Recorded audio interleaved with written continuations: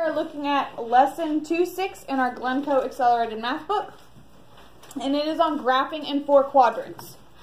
So, we know that this is called a coordinate plane. Called a graph, called a grid. It is a coordinate plane. There are 4 quadrants on our coordinate plane. If we are in quadrant 1, and we use Roman numerals, that means that we have a positive and a positive. Okay, so both parts of our ordered pair are positive. That's quadrant 1. Quadrant 2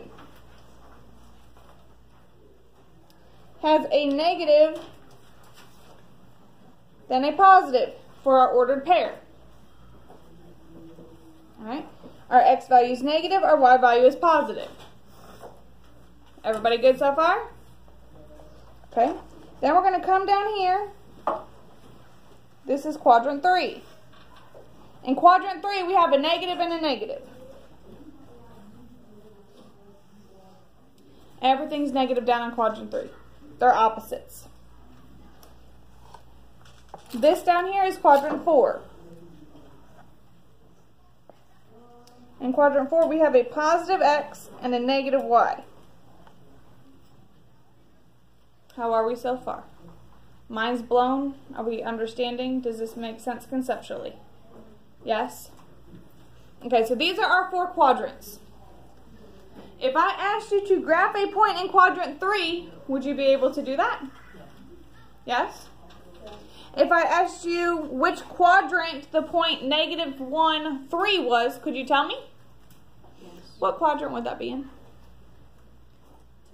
-1, 3 is in which quadrant? Quadrant 2. Very good.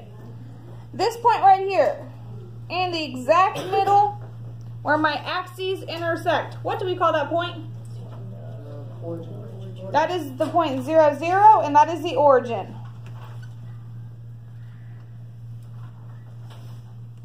Remember, our y-axis goes up and down. Our x-axis goes side to side. In our ordered pair, which goes first, the x or the y? The x. So we have x, comma, y. Ladies and gentlemen, this was a quick overview of graphing in 4 quadrants. Woohoo! So, let's see if we can take this information